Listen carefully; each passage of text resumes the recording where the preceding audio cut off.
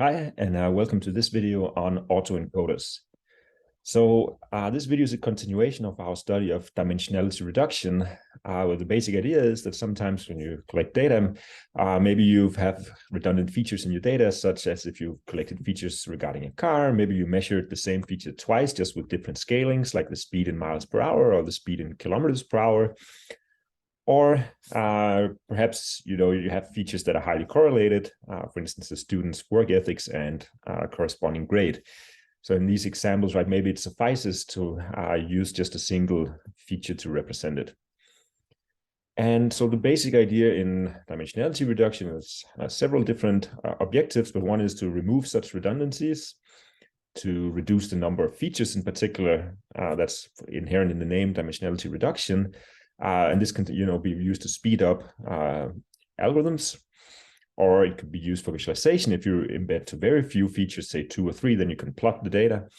And it can also be used to remove noise, in some sense, only keep the important features or important directions, if you will. So that's a basic motivation for dimensionality reduction, as we also saw in the last videos on principal component analysis. So in particular, right, maybe you have 2 features, but it really only one dimensional. So in this example here, right, maybe the x-axis is the speed in kilometers per hour and the y-axis is the speed in miles per hour. And so there's a linear dependency between the two. And so essentially, if you have one of the features, you really also have the other. And so it would seem that it suffices with just a single feature to represent this data here, at least these 2 features, just using this position along the green line. Okay, so this is an example of redundancy. And, maybe the second representation here is probably just as good for feeding into a machine learning model. And what we saw in the last set of videos was principal component analysis as one method for dimensionality reduction. And so the basic idea here is if we have the data matrix X that we've always been using, having all the feature vectors as rows, then if you compute the matrix X transpose X, and then you compute the eigenvectors and eigenvalues of this matrix, then you should choose the k eigenvectors corresponding to the k largest eigenvalues. So scale them to have unit norm. These are orthogonal unit vectors. And then you should project any feature vector onto the subspace spanned by Z1 to Zk by computing the projection as you compute all the inner products with all the vectors and the bases. You can multiply it with the vector themselves, and this gives the projection of X onto the subspace. You could also write X in the basis, and this is just writing it as a vector with k entries, one for each of these inner products with the basis vectors. So this gives a compression where you represent X using just k coordinates instead of the original, say, d coordinates. So in this video, we'll focus on another type of embedding. So PCA has its limitations. And one limitation is that the embedding is a linear embedding, right? You project onto different directions spanned by unit vectors. And, maybe sometimes if the data, there are some dependencies in the data, but it's maybe not a linear dependency, then maybe such a projection may fail to preserve such structure, right? So this is an over-exaggerated example, but, maybe sometimes some nonlinear embedding, say mapping each point to the position on this curve, could provide a better representation than projecting onto a single direction in any linear direction. So this is just an over-exaggerated example, but just kind of the point is that maybe a linear embedding is not always what you want. Maybe there are other embeddings that might do better. Okay, so this is what we'll try to look at here. And the model that we'll be using for this is a so-called autoencoder. And so autoencoders are based on neural nets, which we saw a while back. We saw a sequence of videos on neural nets. So the basic idea is we'll use neural nets for computing embeddings. Well, let's try to study how we can do this. So the basic idea when using a neural net for embeddings is that we'll have an input layer here at the bottom where the feature vectors comes in, so the D input neurons, and there's also D output neurons, Y here at the top. So if there's 6 features in the input, there's 6 features in the output. And the basic idea is that we'll try to train such a neural net to compute the identity function. So it should basically just compute the mapping that maps X to itself. So Y should be equal to X. That's the basic idea that we're trying to achieve. Now, the point is with these autoencoders is that this middle layer that you see here, the hidden layer, it's called a bottleneck layer. And the point is that in this layer, there are fewer neurons than there are in the input. So it means that basically the information has to pass through this bottleneck layer and come out again. And the intuition is that, if you happen to map X to Y by passing it through this neural net, then, all the information that is necessary to recover Y being X at the top here, it must be present in the bottleneck layer, right? Because all the information that leaves the bottleneck layer is sufficient to recover X at the output layer. So somehow the bottleneck layer actually gives a representation of X. And of course, because the bottleneck layer has fewer neurons, it's a smaller representation in some sense. So the basic idea that we'll be using in autoencoders is to look at the output of the neurons in the bottleneck layer, and then we'll treat that as the new features of the embedded version of X, right? So this will be our new representation of X. And of course, this has fewer coordinates if there are fewer neurons in that middle layer there. Okay, so that's the basic idea. We'll try to embed or encode X by using such a neural net.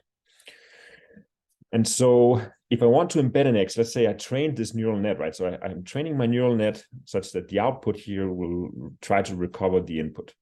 It'll try to output just X again. Once I've trained this neural net, the way that I then take a vector X, a feature vector, and embed it into a lower dimensional representation is I just evaluate the network until I get to the bottleneck layer. Right, so this is going to, each of the neurons in the bottleneck layer is going to output a value, and I just take all those values and treat them as the coordinates of my embedded version of X, so my dimensionality reduced version of X. Right, so that's my encoding of X. And now if I wanted to, and this is not always necessary, typically I just want to embed my data into a small representation, but if I wanted to, I can also use an autoencoder to try and recover X, decode X. So the way I would do this is I'll use the last part of the neural net, the part that starts just after the bottleneck layer. I'll take the bottleneck layer and I'll treat it as the input layer now. I'm kind of cutting my neural net in half. And so if I have a small representation set, which corresponds to the embedding of an X, I can feed it in here into the bottleneck layer, and I can evaluate the last part of the neural net up to the output layer. And then this is my estimate of what the original X would be. And if the autoencoder was perfect in recovering mapping X to X, then you would actually get the original X back from whatever vector you feed into this middle layer here. Okay, so the way that you train it, such a neural net, right, we need a loss function that we can minimize. And so we'll do like we did in supervised learning. And so we'll define a pointwise loss function. And the loss function is the following. So now recall that the input is a whole feature vector X, and the output is also a vector Y. And what we define the loss to be is just the sum over all the coordinates. And then we square the difference between the output at Y and the original input at X. So basically we compare the first coordinate here of the output to the first coordinate of the input. We take the difference and square it. We do the same with the next coordinate, the next coordinate, the next coordinate. We sum all these squared differences. And now what we're going to do is the loss that we'll be minimizing while training this neural net is just the average over all the points in our training data set of the squared loss, where we sum over all the coordinates of the jth training example. That's the X superscript J here. That's a jth training example. And AE here is the autoencoder's output on a feeding XJ through the neural net. Okay, so this is the loss that we will be training to minimize. So you're somehow minimizing the squared difference, or the squared Euclidean distance between the input X and the output autoencoder of X.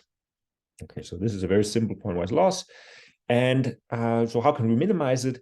Well, this is just a loss function. And what we can do now is we can just use mini-batch stochastic gradient descent to do this, right? So we already saw in these videos on neural nets how to use backpropagation, just to find the computation graph corresponding to this loss function. And we can even do a mini-batch version of it, where we just sample B of the training examples, then we just do an average over B example instead of N examples, and you just do this loss function. So you just use backpropagation to compute gradients with respect to all the weights that are sitting in the neural net. And then we just do gradient descent. So I'll not go into more details on it. So, we can do exactly what we did in the videos on training neural nets, mini-batch stochastic gradient descent using this loss function here. right? So this allows us to train the network to minimize this loss. And so just to be a little bit more formal here, recall that when we have such a neural net, we have weight matrices. So we have a weight matrix containing all the weights on all the edges between the input layer and the middle layer. Then typically, at least in fully connected feed-forward neural nets, there's an edge between every pair here. And so it's a full matrix giving all the weights. There's also a bias vector of length proportional to the number of neurons here in the middle layer. And again, there's a matrix M2 giving all the weights on the edges between the middle layer and the output layer. And there's a bias vector B2 giving all the biases of all the neurons in the output layer. And we also have activation functions here, at least in the middle hidden layer here, we have activation functions. We have the same activation function typically on all of them, phi. We could also have an activation function in the output layer if we will. Okay. And just reminding ourselves of the way that you evaluate such a neural net is that, well, if you take an input vector x and treat it as a row vector here, so that's important, then to map it through the first layer here into the middle layer, we multiply it from the left onto the matrix M1. So the matrix M1 has a row for each and every one of the input neurons and a column for each and every one of the output neurons. And each of the entries corresponding to a row and a column gives the weight between that input neuron and that output neuron. And so you multiply x from the left onto this matrix M1, you add the bias vector B1, and now you have a row vector here that gives us the signal coming into each of the neurons in the middle layer. You apply the activation function entry-wise to this vector, so now you still have a row vector here having one entry for each output of the middle layer here. So this gives the vector of all these neuron outputs. You multiply it again onto the left to the M2 matrix. You add the B2 vector, and this gives you the output of the final layer. This is exactly as we did in the videos on neural networks. Okay, so this is the way to recover the full output of the network. If I just wanted to embed my feature vector x to compute the embedding, then I should only evaluate it until the output of the hidden layer, which means that I should only compute this part of the expression, take x, multiply it from the left onto the M1 weight matrix, add the B1 bias vector, and apply the activation function phi. And this gives us the vector of all the outputs of the bottleneck layer, which would be the embedding of x. Okay. So maybe let me just mention that now that we saw PCA in the last few videos, let me just explain PCA or compare PCA to autoencoders. So actually, if one thinks about it, you'll notice that actually PCA is a very special case of autoencoders. So in particular, if we look at the following, let's say that I look at the embedding matrix that PCA would compute, right? So it would compute a matrix set that has all the top k eigenvectors of x transpose x as its columns. This is what PCA would do. Now, what we can do here is that if I take this set and I let the first weight matrix here be exactly set, and the second weight matrix be set transpose, I don't include any biases and I use identity activation. Then what do we get?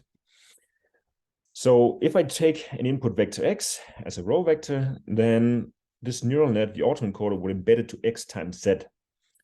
Now, x times z is exactly the same representation that PCA would compute. If I were to recall by the PCA, you would compute the vector if you just write it in the basis of these vectors that span in the columns of z, then this vector would have the inner product onto each of those vectors as its new coordinates. This is exactly what you get if you compute x times z. You will have a row vector with one entry for each column of z containing the inner product between x and that column, which means that whatever you get here out of the bottleneck there is exactly the same representation that PCA would compute. Okay. Now, so basically this just gives the projection of x onto the subspace spanned by z, written in the basis. So it just has k coordinates if there are k nodes here in the middle layer. Okay. And interestingly, the output that we compute at the end is x times z transpose, which is, if you think about it, this is exactly the actual projection of x onto the subspace. So not written in the basis, but just the projection vector. Because here, like the first part, x times z, It has an entry. It's a row vector with an entry for each of the inner products onto each of the vectors in each of the columns in Z. And when you multiply it with Z transpose, you actually basically you take the first coordinate here, x times Z. So the first coordinate x times Z is x's inner product onto Z1, the first column of Z. And then you multiply that with the first row of Z transpose, which is just the Z1 vector again. So this whole thing here is just writing the projection of X onto the subspace band by Z. Right, so this is again basically the same as in PCA. So it's the projection of X onto the subspace band by Z, not written in the basis, but just written in the original d-dimensional space, but just the projection of X onto the subspace. Okay. And if you recall, what PCA did was that it minimizes. So we saw two different proofs. One of them was maximizing the variance. The second one was minimizing the squared loss between, so the squared difference between the projection of X onto the subspace and X itself. And we saw the PCA chose the set that minimizes this squared loss, the sum of the squared loss of this form over all set that have unit length orthogonal columns. Now, if you think about what autoencoders are doing with the loss function that we defined before, the loss function was we basically minimize the sum over all the training examples of the squared difference between the output Y and the input X. So autoencoders is minimizing the same loss as we saw the PCA was doing in one of the proofs, except here in autoencoders, we are not constrained to use sets that have unit length orthogonal columns. We can use any set that we want. So PCA is somehow allowing more different solutions than, autoencoders are allowing more different solutions than PCA. Now, maybe one thing to also pay attention to here is that autoencoders can also include nonlinear activation functions, which makes it different from PCA. Okay. Now, of course, you can always debate which is better. With autoencoders, this means that you'll always get a smaller loss. At least if you manage to train to perfection, you will manage to get a smaller loss, or at least as good a loss as if you use PCA. But one thing is that you don't have this, if you believe that there's some meaning to the vector set that make up the basis in PCA, that maybe these k eigenvectors have some explanation of the underlying data, you might lose this explanation if you use autoencoders. So I think, so in the last video on PCA, we talked a bit about that sometimes in practice, you'll use these, you're interested in actually seeing these eigenvectors Z1 to Zk, and they might contain some information about your data. So this you might lose this property if you use autoencoders, but you'll get better recovery of the original vectors Y using autoencoders. Okay. Now, of course, also with autoencoders, you can use deeper neural nets. You can you could imagine neural nets that are kind of shrinking and shrinking and shrinking the layers, and then they're expanding again. And then the smallest of these layers would be the so-called bottleneck layer. And in this way, we will treat the first part of the neural net all the way up to this small bottleneck layer as the encoder. This is what we do if we want to embed a vector X.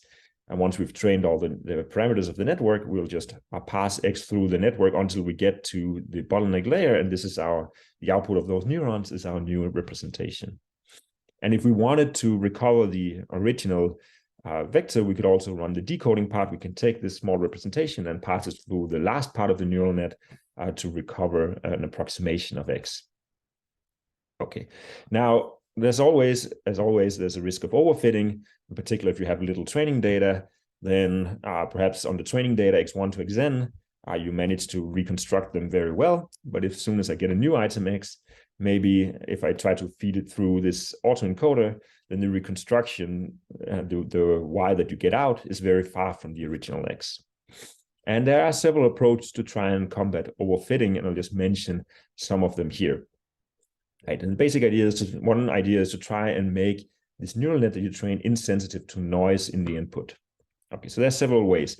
So one way, and the simplest way, is to, when I have an input vector X, so it could be a vector with all the pixels in one of these MNIST digits, so it's a 724-dimensional vector, then what I could do is I could try and add noise to this input image, right? So I distort the image by adding noise, giving me a new vector X hat. And now what I could do is I could try and feed this X hat into the neural net, and out comes the autoencoder's evaluation of x hat. And now what I want to do when I'm training this neural net, instead of asking the neural net to map x to itself, what I'm asking the neural net to do is basically I'm asking it to map x hat to x itself.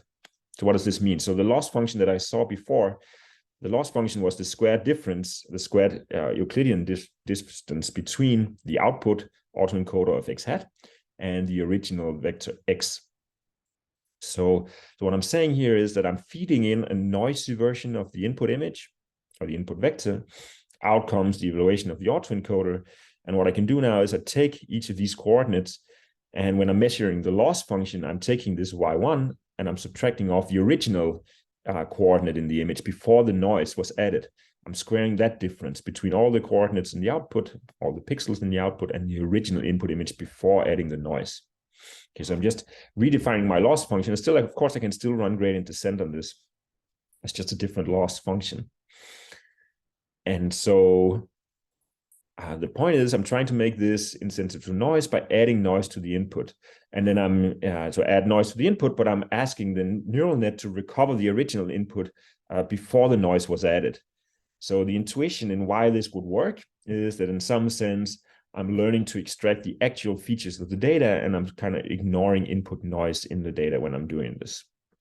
And actually, if you try to train like this, it also means that if I later on have, say, handwritten digits, but there's a little bit of noise in the data, you can actually also use this neural net to try and reconstruct a noiseless version of the image, right? So it's a very useful approach. And that's the basic idea here, right? So just if we go back, take your input image, take your input feature vector, add a bit of noise to it, feed the noise in, out comes a vector, the same dimension as the input, and then you're using a loss function to measure what's the difference between this output and the original image. That's the new loss function that you're trying to minimize. Okay. Now, one more approach that we'll just briefly mention, we'll just sketch what this is about. So the other approach is to say, okay, I'll try to make the embedding, so whatever representation I have of my input feature vector, I'll try to make it insensitive to small changes in the input feature vector. Right? What we did before, the approach that we just saw, is that we're trying to make the output of the whole neural net, right, the final prediction, insensitive to the noise, right? Because we add noise, but we ask it to recover the noiseless image. So there we're kind of making the output insensitive to noise in the input. Here we can say, okay, we could also try to make the embedding, meaning the bottleneck layer, insensitive to small changes in the input. That's another reasonable approach. And so how can we try and formalize this? Well, one way to try and formalize it is, what does it mean that this embedding, so that's basically the set 1 and set 2, what does it mean that this is sensitive to noise in the input or small changes in the input? Well, basically it means that small changes in the input will result in large changes in the embedding. And that's an intuitive explanation for what it means for this to be sensitive. And so mathematically, we can try and say that, well, it's sensitive if I look at the set 1 of these sets here, they are functions of the input. And so these functions, I can try and look at the partial derivatives of these functions with respect to the input variables. Right. And if these partial derivatives are large, it means that I'm sensitive to small changes, right? That's exactly what the partial derivatives are measuring. How quickly does the variables set 1 and set 2 change with respect to small changes in x1 up to x6 here. So what you can do now is that when you are training such a neural net for reconstruction here, before you have the loss function we just looked at before was the average over all the training example of this. You sum over the square differences between each of the output coordinates and the original input coordinates, right? So you take the autoencoder, apply to xj, you look at the ith output compared to the ith input on xj, you square all the summation of all these entries. What you can do now is you can try and use regularization, which is also the technique that we saw in several previous videos. So your new loss that you'll be using is exactly the same loss as up here, but then you will include a term that measures how big are these partial derivatives. So you have a lambda, which is a regularization parameter. And so you sum over all the input points. You could also average, maybe a normalization. Lambda could include a normalization parameter here, 1 over n perhaps. You sum over all the training points, and then what you look at is you look at all those k neurons in the bottleneck layer. So this is what I ranges from 1 to k. So for each of those neurons, you can look at the partial derivative with respect to each and every one of these input neurons, right? So you can look at the partial derivative of zi with respect to xh, and you can evaluate it at each of the training samples, right? So basically here I'm saying you just evaluate it at the jth training sample, evaluate this partial derivative and square it. So this would be a new loss function, right? So basically you're just penalizing the model if the partial derivatives of these outputs here and the features are large with respect to the input parameters. Okay. And so this is just something you can add to the loss function. And then we can still use minibat stochastic gradient descent. It's just a more complicated loss function. And so you have to include this in the computation graph. And I guess you can already know how to use backpropagation to compute partial derivatives. So you can also use backpropagation to compute partial derivatives here. And that's the basic idea. Okay, so without going into too many details, the main intuition is just to try and penalize the neural net for using for having large partial derivatives so that these are sensitive to small changes. So this is another approach one can take to try and make the network more resilient to overfitting. Okay, so we won't spend more time on it here, but that's the basic idea. So autoencoders, just to summarize, is a neural net approach to computing embeddings, so smaller representations of the input feature vectors. And the basic idea is to have a neural net that, in the most vanilla case, it tries to reconstruct the input when you pass it through the network, but you have a small layer somewhere in the middle that we call a bottleneck layer. And if this layer is very small, the information about X needed to reconstruct it should be present here. And so you can use these outputs of these neurons as a new feature vector, a new representation of the input X.